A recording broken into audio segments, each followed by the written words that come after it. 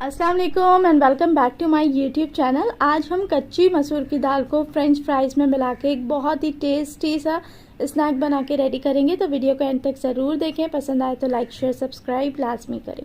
यहाँ मेरे पास 3 आलू मौजूद हैं जिन्हें छील के हमने फ्रेंच फ्राइज स्टाइल काट लेना है, बिल्कुल इस तरीके से। और यही थिकनेस आपने फ्रेंच फ्राइज़ की रखनी है। अब आधा कप मसूर की दाल को हमने पानी के साथ भिगो देना है तकरीबन आधे घंटे के लिए, ताकि ये अच्छी सी फूल जाए, थोड़ी सॉफ्ट हो जाए और इसका कच्चापन हल्का सा दूर हो जाए।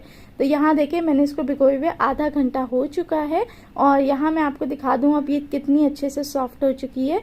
और कम से कम आपने इसको 15 से 20 मिनट तो लाजमी भिगोना है। ये देखें, इस तरीके से आप उंगली से तोड़ेंगे ना तो फिर ये इजीली टूट जाएगी। इसको हमने ग्राइंडर जार के अंदर बिल्कुल तकरीबन 1 घूंट जितने पानी के साथ एक पेस्ट सा बना लेना है। अब इसमें जाएंगे कुछ स्पाइसेस, आधा चम्मच लाल मिर्च पाउडर, 1/4 चम्मच ऑरिगेनो पाउडर, आधा चम्मच चाट का मसाला, लहसुन पाउडर आधा चम्मच काली मिर्ची का पाउडर, चुटकी भर हल्दी और बारीक चॉप करके थोड़ा सा हरा धनिया। ये स्पाइसेस के साथ अब हमने इसको अच्छे तरीके से मिक्स कर लेना है। और देखें, कंसिस्टेंसी आपको नज़र आ रही होगी, बिल्कुल इतनी ही रखनी है। सभी लोगों से गुजारिश है, वीडियो से स्टेज पे थोड़ी सी भी अच्छी लगी है तो वीडियो को लाइक लाजमी कर दें। यहाँ देखें, कंसिस्टेंसी बिल्कुल परफेक्ट है, इतनी ही कंसिस्टेंसी होनी चाहिए।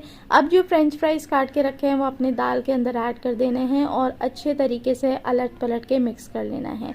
हम जो फ्रेंच फ्राइज बनाएंगे वो हम दाल की इस स्पाइसी और फ्लेवरफुल से मिक्सचर के अंदर कोट करके बनाएंगे। और यकीन करें, ये इतने क्रिस्पी और मज़ेदार बनते हैं कि इसके आगे सारे दूसरी तरीके के फ्रेंच फ्राइज फेल होते हैं। क्या आप कॉर्नफ्लोर लगाएंगे, क्या आप मैदा लगाएं, क्या आप चावल का आटा लगाएं, अगर आप इस रेसिपी से बनाएंगे तो इससे ज़्यादा क्रिस्पी फ्रेंच फ्राइज आपको कहीं और नहीं मिलेंगे। चलें जी, ये इस तरीके से कुछ कोट हो जाता है गरम तेल के अंदर। अब इसको हमने फ्राई करना है। आपने 1 बाय 1 अच्छे से दाल के अंदर कोट करते हुए फ्रेंच फ्राइज सभी को ऐड कर देना है। 2 से 3 सेकंड से गुजरेंगे, ये अच्छे से क्रिस्पी हो जाएंगे। आपने इसको तब तक नहीं पलटना जब तक कि एक तरफ से थोड़ा सा क्रिस्पी ना हो जाए, वरना आप अगर ऐसे चम्मच इसमें लगाएंगे तो दाल सारी जो गीली होगी ना उस वक्त वो निकल के बिखर जाएगी।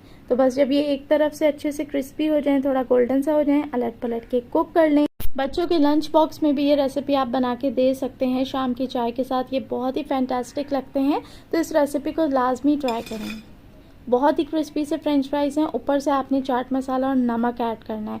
नमक के बारे में बता दूं कि दाल के अंदर स्पाइसेस ऐड करते हुए नमक हमने इसलिए ऐड नहीं करा था, वरना ये दाल पानी छोड़ देती, फिर तेल भी छींटे मारता और फ्राई करते हुए ये सही से कोट भी नहीं होता। इसलिए नमक आपने ऊपर से स्प्रिंकल करना है और फ्रेंच फ्राइज को केचप और चटनी के साथ एंजॉय करें। वीडियो अच्छी लगी हो तो लाइक लाजमी करें और चैनल पर नए हैं तो चैनल को सब्सक्राइब करें। Thank you.